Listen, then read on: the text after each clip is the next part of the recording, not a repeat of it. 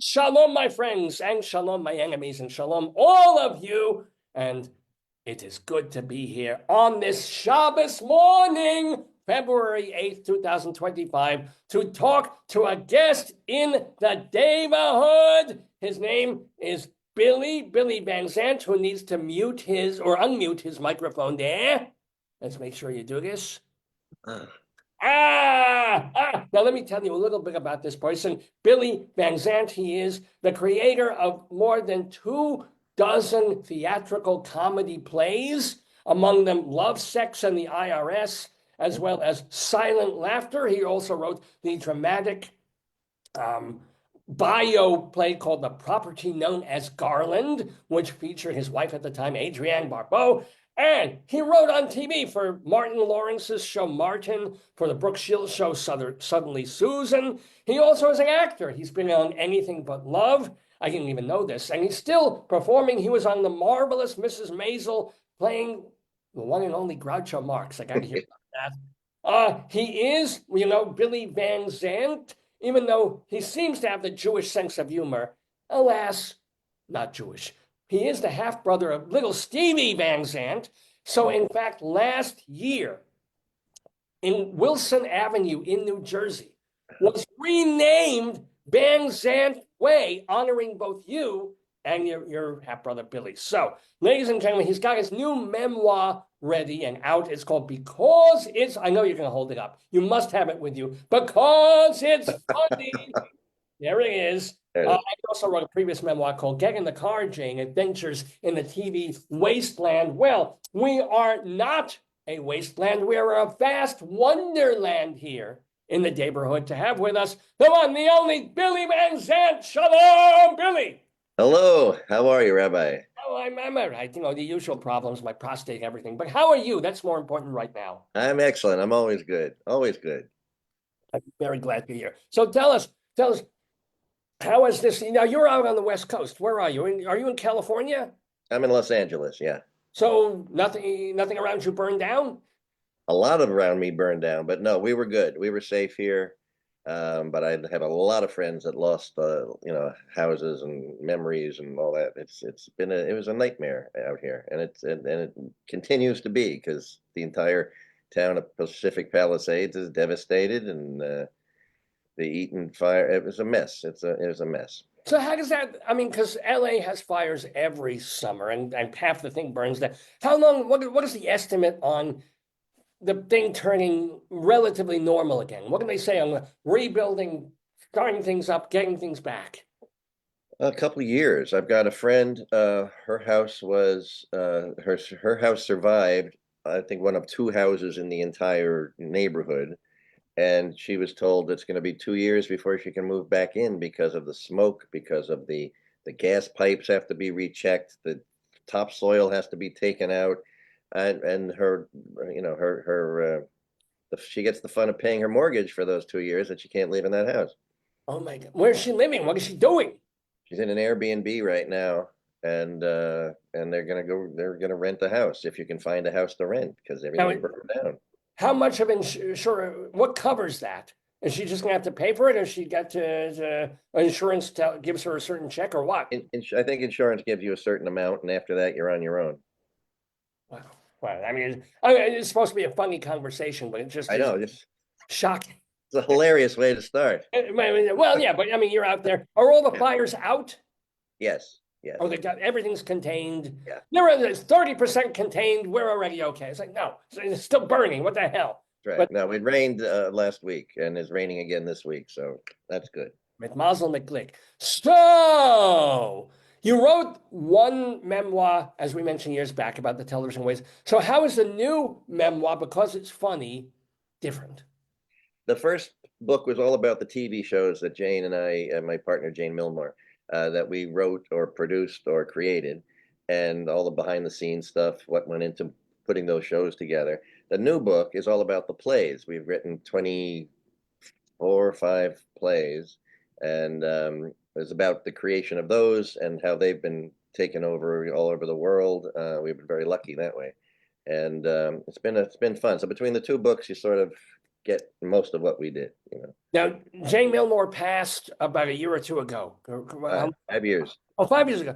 Yeah. Have you continued to write plays without her comment, the same kinds of plays, any plays or what?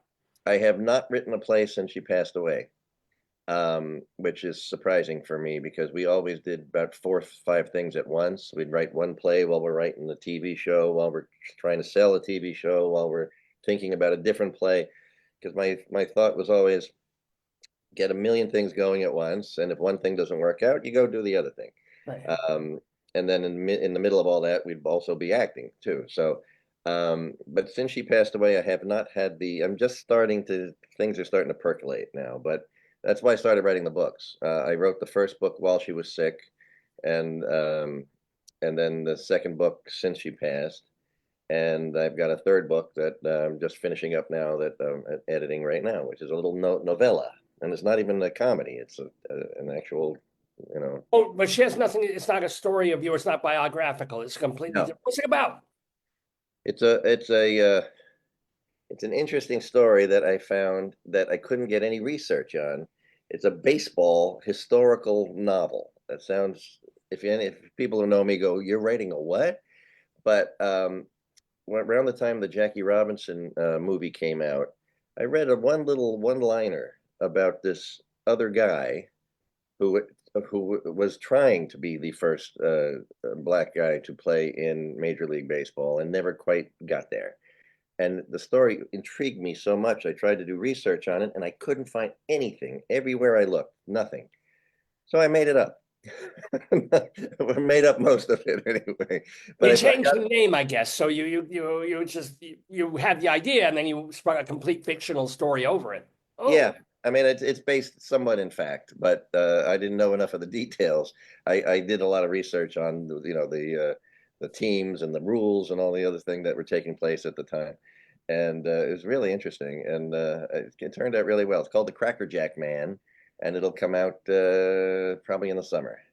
Oh, keep us posted. Let us know. Well, Now your head is bounded by two different movies there, right behind you. I'm guessing you oh appeared in both of these films. no, this one that was in that one. That was my first movie, Jaws 2. Who did you play in Jaws 2? I was one of the 4,000 teenagers out on the raft being terrorized by the shark. Okay. I played Bob Burnsides. I was the sidekick to the mayor's son, and I chronicle. I don't talk about that one in the book. I was part of two casts. The first, I was cast in the thing with the director John Hancock, very brilliant director who did Bang the Drum Slowly. An interesting signature to his movies too. Yes, that's right. Very large. Yes, he after about a month, he was replaced. The script was replaced, and most of the cast was replaced. They kept me on, and suddenly Juno Swart came in and directed what turned out to be this Jaws 2. And I was on that movie for about a year altogether.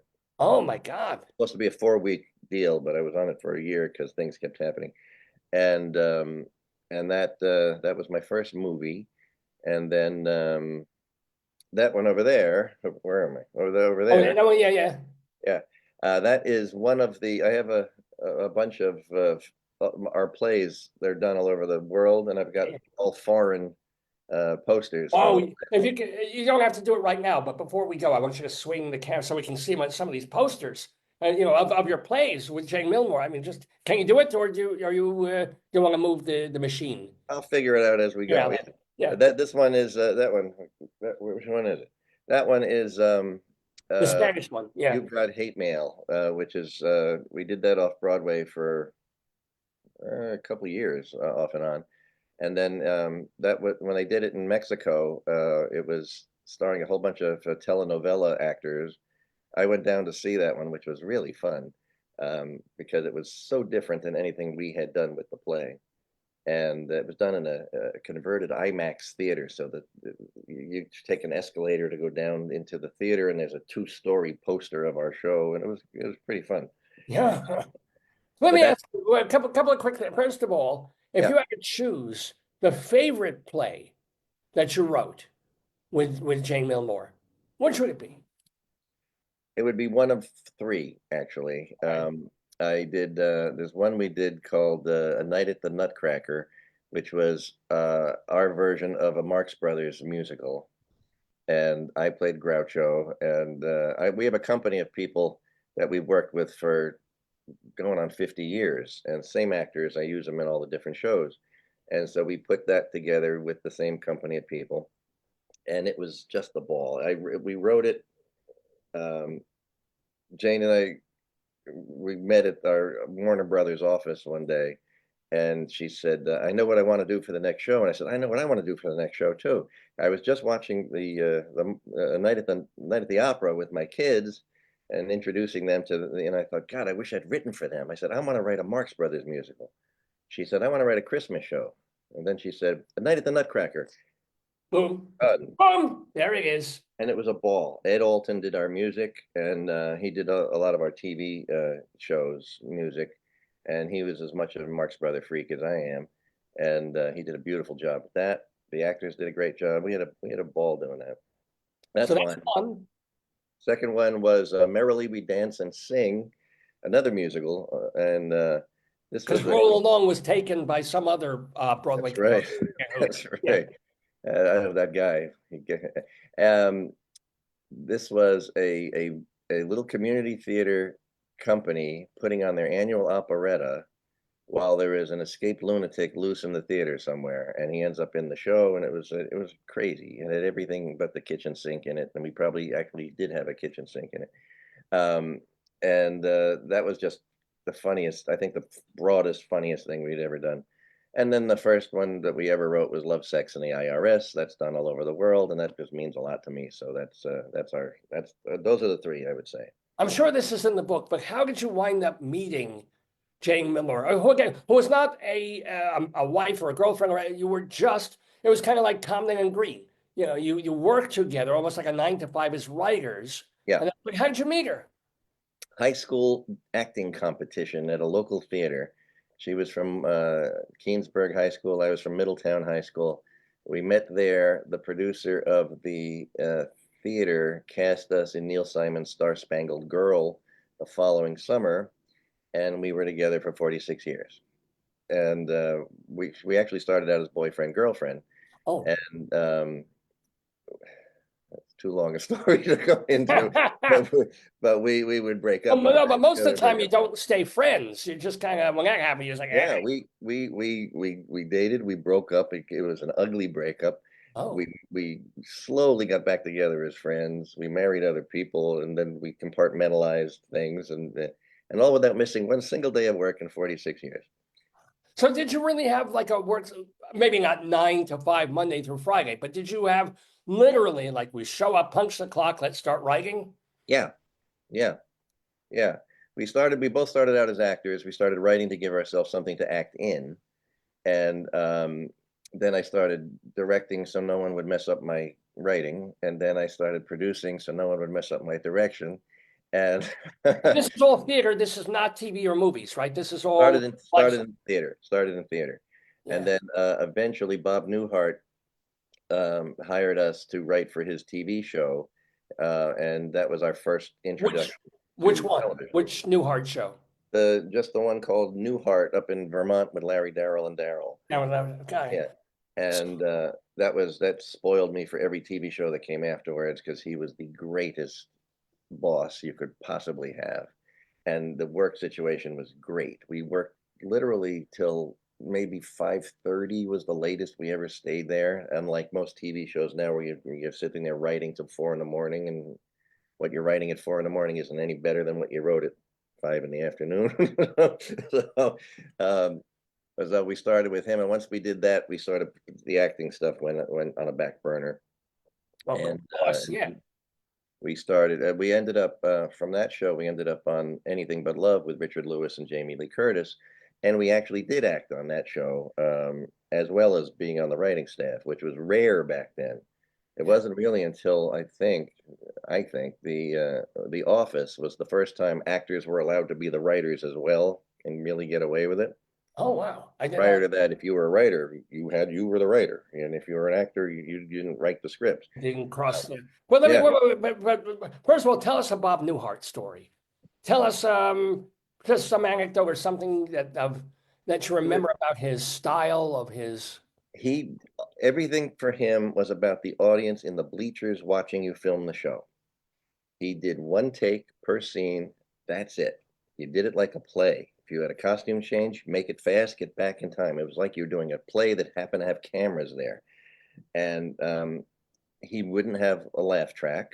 He said, if he said the audience isn't stupid, they're not going to think it's funny because you're forcing them to laugh.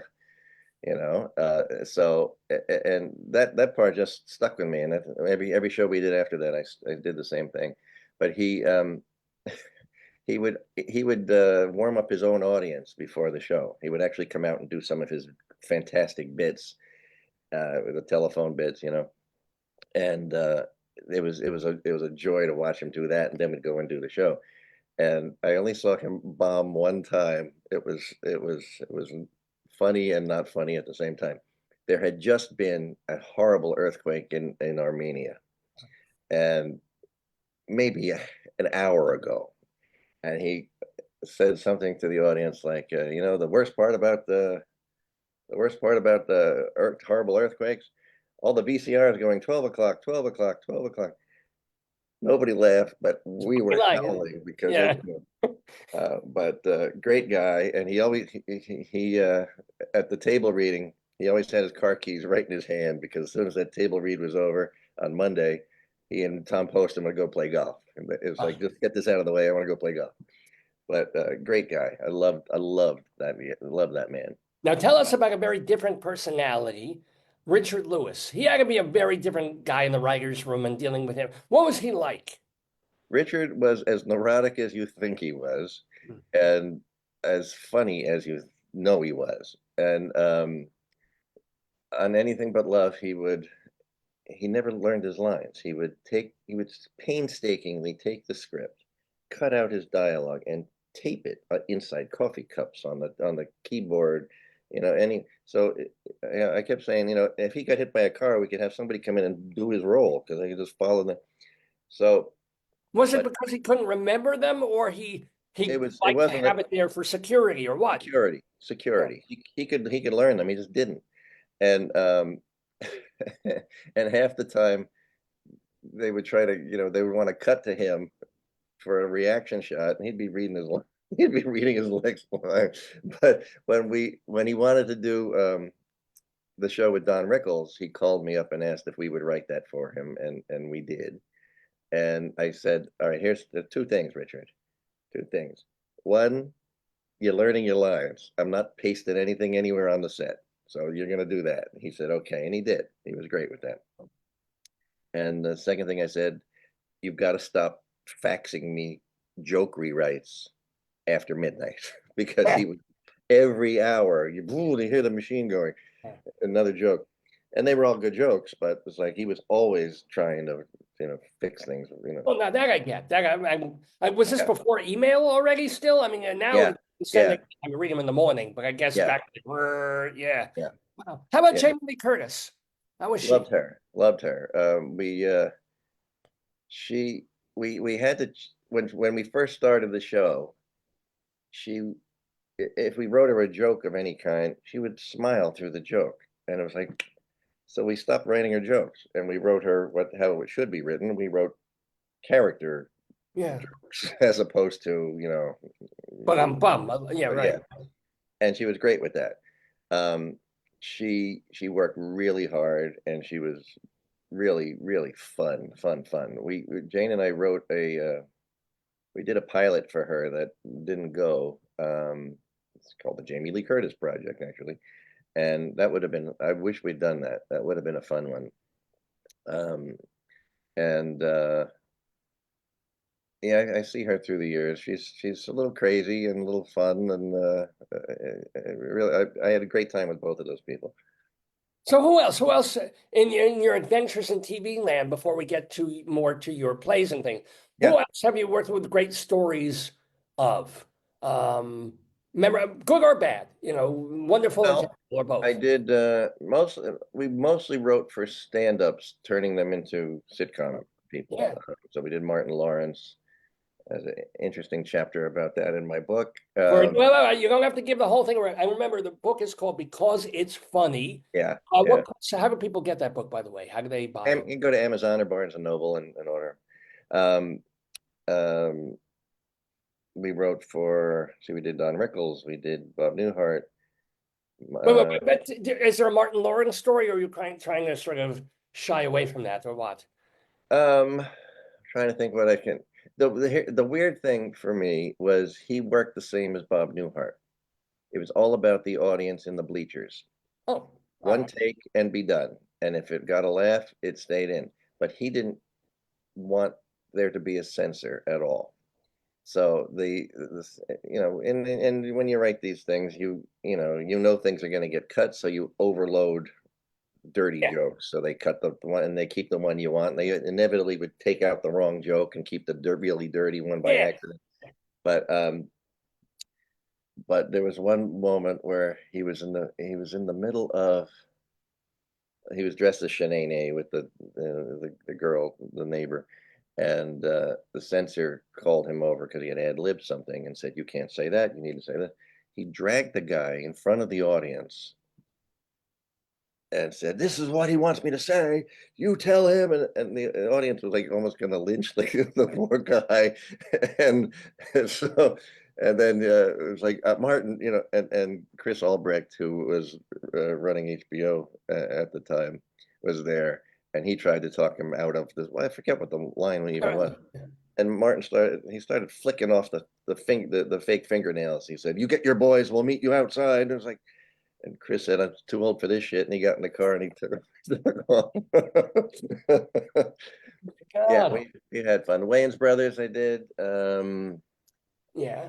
Andrew Dice Clay, I did. And Now, let me guess. Was Clay like completely normal as soon as the cameras were? Was he just like a normal DSM, or was sweetest, sweetest guy you ever met. Just the sweetest guy. And that was his character. And he yep. wasn't doing that character on our show. He was playing Kathy Moriarty's husband. It was a blue collar show. And he was really good. But he never, he didn't ever learn his lines. But we started on Monday, and on Thursday, by the time you got to Thursday, the script was set, and we would do camera blocking. And every Thursday, there would be some problem on the set with Andrew, and we'd be called down to the set. It's like, "What's going on?" "We don't know. He's talking in Spanish all of a sudden, and he thinks it's funny, and it's like, what? Stop doing that. And then we get another call. He thinks there's a fly in the scene, and he's trying to kill the fly every time he talks. I said, "What the hell?" So one week we had Elaine Stritch on the show as Kathy's mother, and I loved her. It was the most difficult week I ever had in my life, but she was fantastic. And for Oh, instance, wait. You tell the Andrew story, and then you will tell the Stritch story. they're both the same. They're both Yeah. the same. Yeah. So Elaine was difficult, and I think it was out of nerves, but she was difficult. The first day she was on the set, um, the PA picked her up at the hotel, and he said, "Good morning, Miss Stretch." She said, "There'll be none of that." And then he drives her to. He got quiet, and he drove her to the thing, and she comes into the sound stage, and she says, Why is there a couch in my dressing room? I'm not here to entertain. Get it out." That's how we started the day. And she said at the table reading, we introduced her, and she said, "Thank you. Thank you. Do you want me to read the lines I wrote in my hotel room last night, or should I just read this shit?" And Bruce Helford, who was our producer, said, "Just read our shit, please." And so the week went on, and all of a sudden I go down to the set because she's having some fit about something, and I see Andrew sitting there in the corner, and I said, "Andrew, wait a minute. You've never been this professional this entire week. You show up on time. You know all your lines. You're quiet. You don't create any fuss. What's going on?" And he points to Elaine Stritch and says, "There's only room for one." Oh, God, that's beautiful. Yeah. Yeah, yeah. But he was fun. I enjoyed him a lot. I really enjoyed him a lot. Oh, yay. Oh, yay. Yeah. Let me also ask, by the way, we're talking with Billy Van Zandt. So he's talking about all these shows that he worked on. Well, is there, yeah, you've had so much success, but there's also that level of heartbreak of like, oh, we spent all these hours writing a pilot and pitching this and working that. And what is, you mentioned the Jamie Lee Curtis. Is there another project that you and Jane had your heart set on, and it was almost like it was a green light, and then it got turned around. You thought, and then ugh, what was it? Two. Two. Two.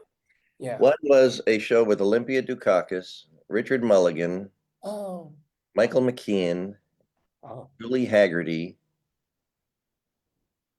It was called Waiting for God. It was a British show that we had done the American translation of. And it had these fantastic people. It took place in an assisted living place. And we did it for CBS. And it was, I think, one of the best things we ever did.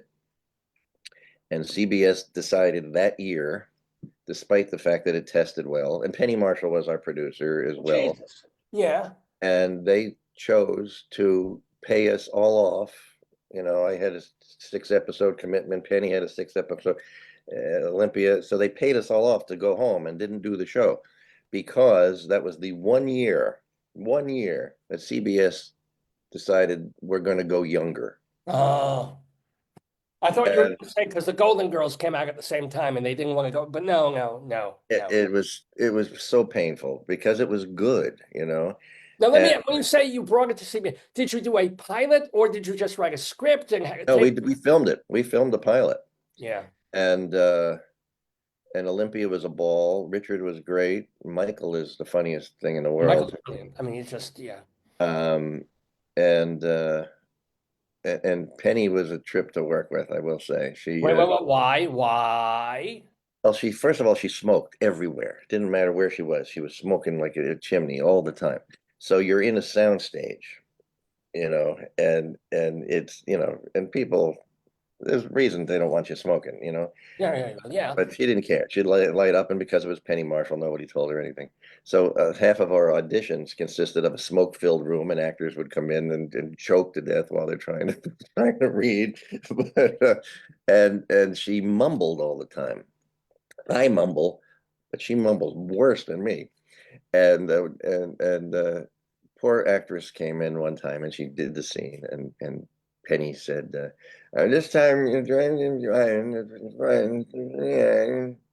And the poor actress was like, and she changed her reading, and Penny went, "Exactly." And we didn't know what she said. So, Lucky actress. All right, good. yeah, yeah.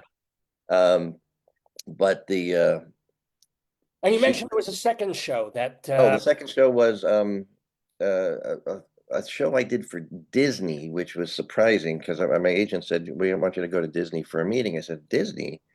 I said, "I wrote for Don Rickles, Andrew Dice Clay, and Martin Lawrence. I'm going to Disney." They said, "It's the only place doing comedy now." I said, "All right." So we went over there. And we put a show together called Janet Saves the Planet, which was a sort of a Lucy-ish sort of show where about a kid who's trying to do all these great uh, things to save the planet, and she does them all wrong and all this stuff. that's a good idea. Yeah. Yeah. And it was really good. We filmed that one too. And I thought for sure it was going to go because they tested it, and whenever they test a TV show, whoever wrote it says, "Oh, it went through the roof. It was fantastic." But Yeah. this one was great. We got better numbers in Hannah Montana and all this sort of thing. And I thought, oh, this is going to we'll be on the air for 8 years. Right. And they decided not to do it because at the time there were 4 quadrants of a Disney show. Well, and I can't remember them all now. One had to have music in it. One had to have concert potential with the stars. One had to have comedy, and one had there was something else. But we didn't have any singing in our show because it wasn't that show. But nobody told us this before we filmed it. So they did not pick up our show, which shocked everybody. And they took the entire cast and put them at a different show called Ant Farm. And and there was no singing in that, by the way. Right. Yeah. You know, and we went home. And then I found out years later that they would take our script as a sample to give writers of how to write a show for Disney. It's like, wait a minute, you know. So, that those things kind of hurt when because I really don't ever just do anything half-assed. I really put everything into everything we do. And but it's part of showbiz. It is a biz, and that's why I would go back and forth to my plays. I do the TV shows in LA, and then I go back east and do the plays, and go back and forth.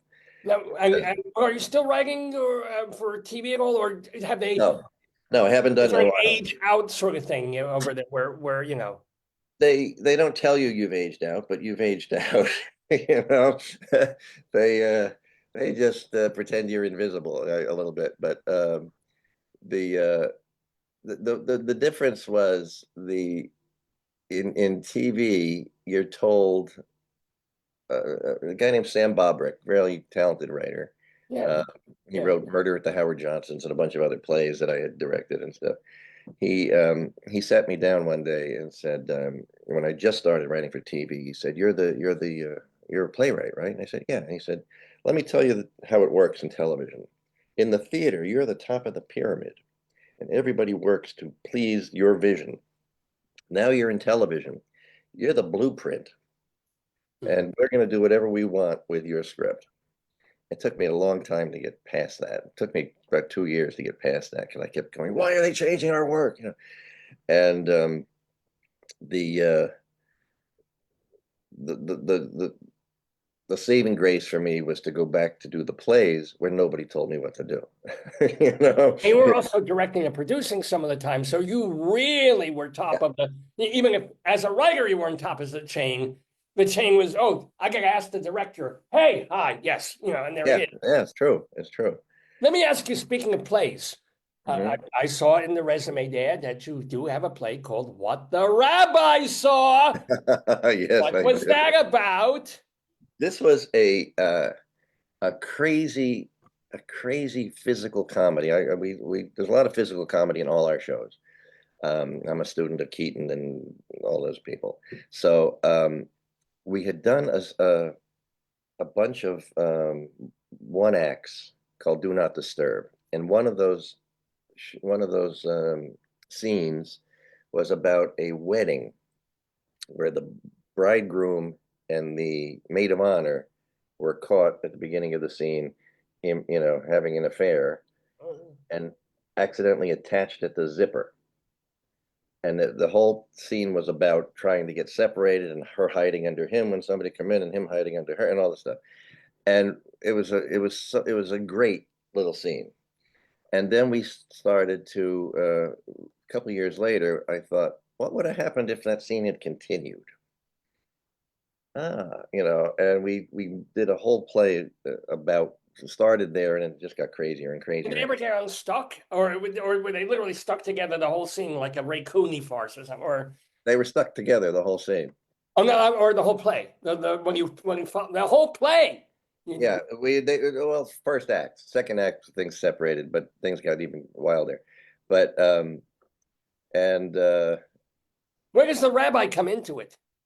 well, he's going to marry the couple, so he comes in to discuss the ceremony, and they're still hiding and doing all this crazy stuff. I'm just saying if that is being revived somewhere, That's I right. I get That's to right. play the bride. That's We did, where we did that show. We did that show back east, and then it was being done out here in LA. Because once we, excuse me, once we do them, we publish them with Samuel French, which is now Concord Theatricals. They changed their name, and um, and we don't know where they're done until we get a check saying, oh, it was done in Cincinnati. Oh, okay. So we got a phone call from a local theater saying, we're doing one of your shows. Would you like to come see it? And I said, I don't know, Jane, you know, I hate going to see our shows. First of all, I want to rewrite them every time I see them. And hmm. secondly, I don't like the people fussing over us because it's embarrassing to me.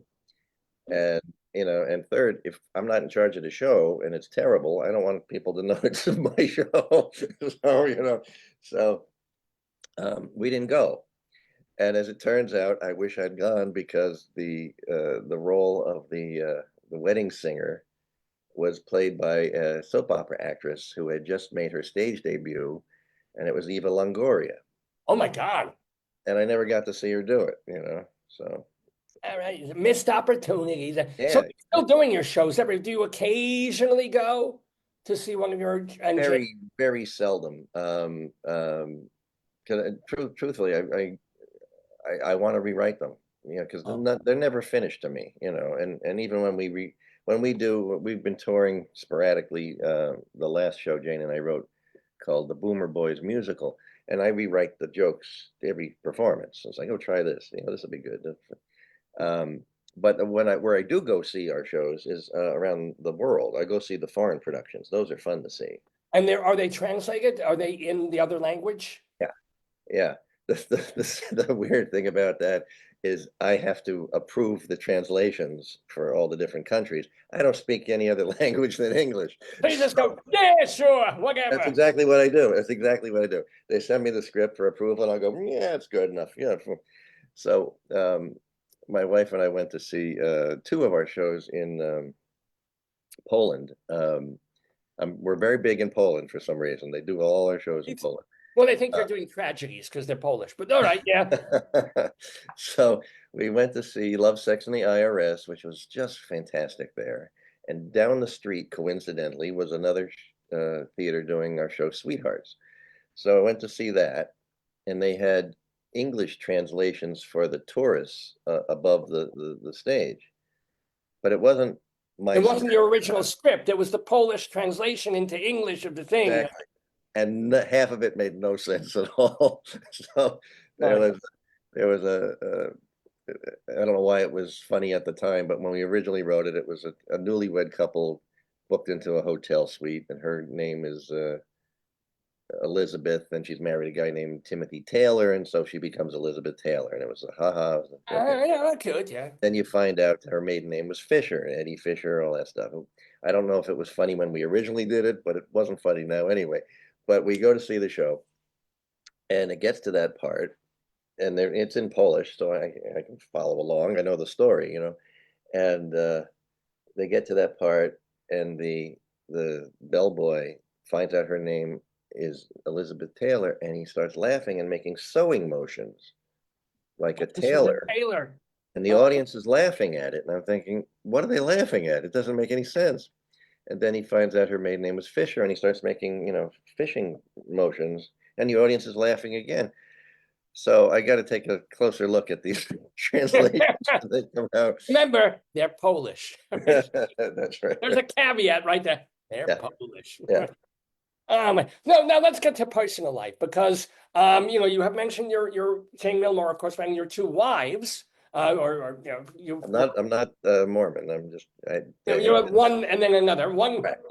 we certainly actually know both of them if you know television. You know Adrienne Barbeau and then now Teresa Ganzel. Yeah. So we know you like boobs, but let me ask you, how did you meet Adrienne Barbeau?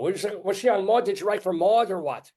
No, I did a show called Drop Dead off Broadway, and then I took it out here 2 or 3 years later, and we were casting it, and it was the role of a washed up TV star. I tried to get Tina Louise from Gilligan's Island to play it, and her agent said she's not going to play a has-been, you know, and that was the end of that. So we were still casting people, and I got Rose Marie from the Dick Van Dyke Show, and all these great people in the show, and I didn't have that one role. And I got a phone call from Adrienne's manager saying she found your script because a neighbor, Priscilla Barnes from Three's Company, had said she couldn't do the show and threw the script over the fence. And Adrienne read it and said it was great. She wanted to do the show. And so we met with her and cast her. And eventually we started dating after the show ended.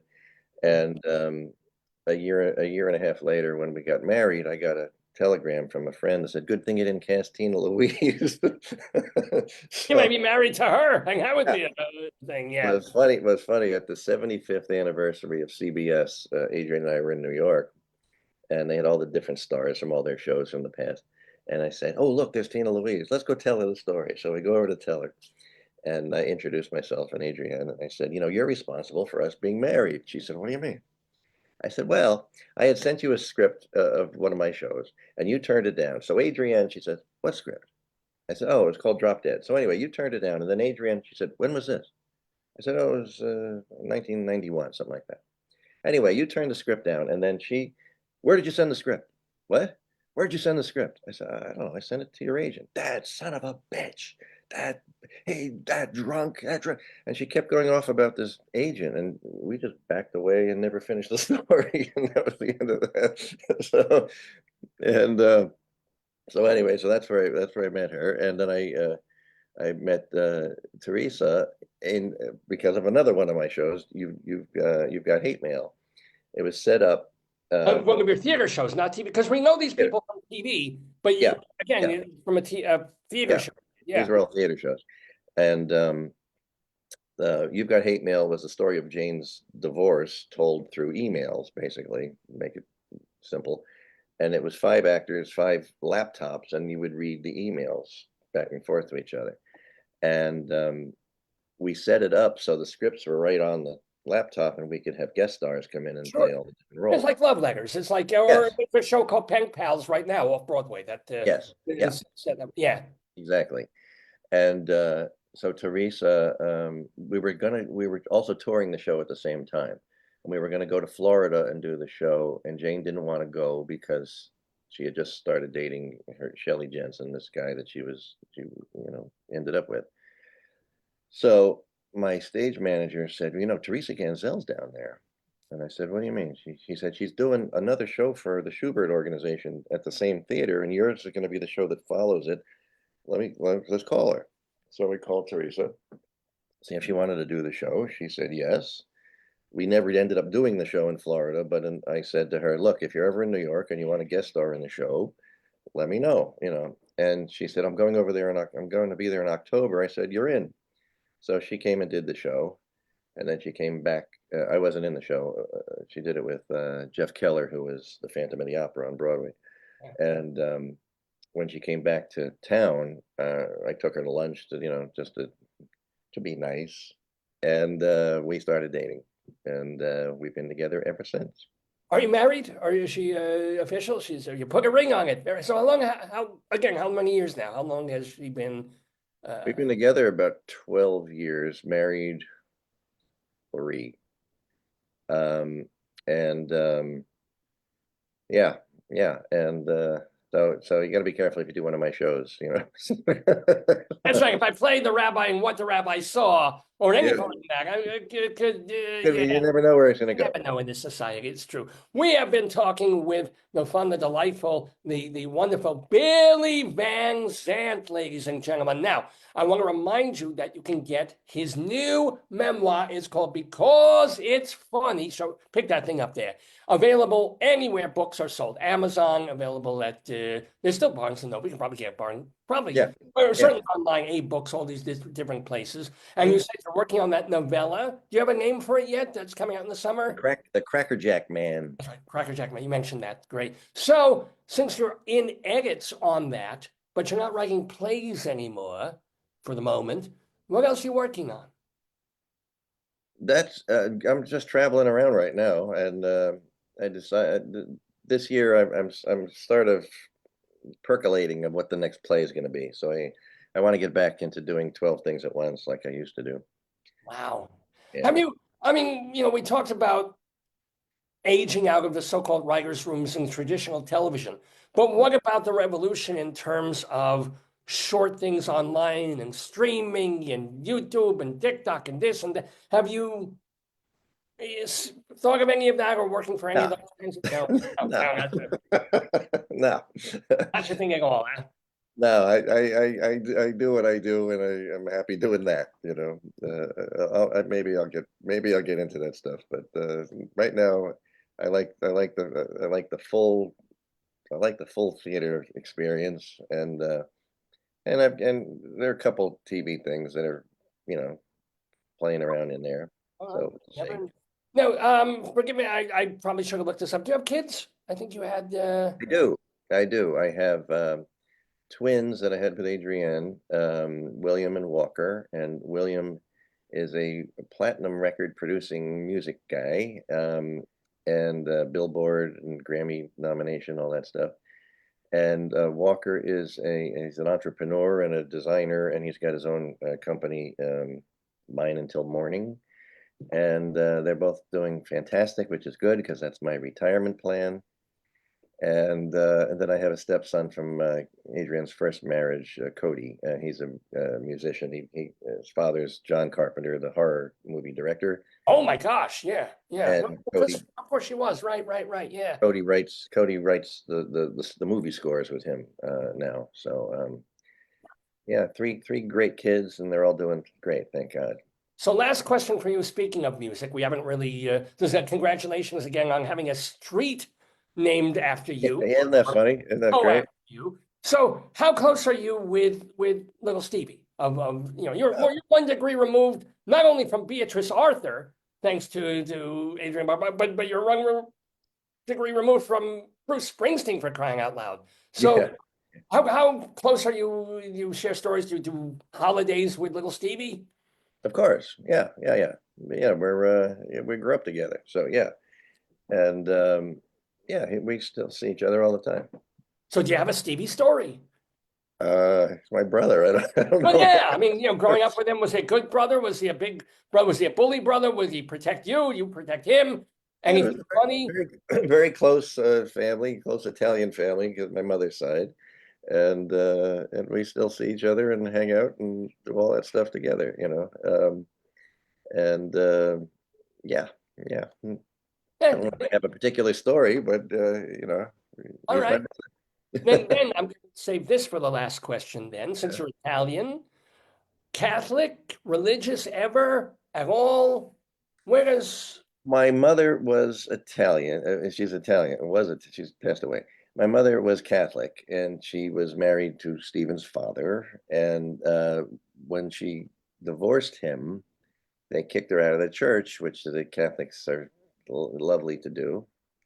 And she remained Catholic secretly for the rest of her life. She would go to the Baptist church with my father and us, and then she would sneak off to mass every morning at the different church. It was a lovely church. But we grew up with the Italian side mostly, because my mother's sisters and brothers all moved down from Boston, so that was our Sunday. Was you go to church, then you go to Nana and Grandpa's, and all the Italian relatives would show up, and we eat all day. So and then Christmas Eve was done in the Italian style, which was Christmas Eve was the holiday, and it was all the relatives and all the 7 fish dishes and all that stuff.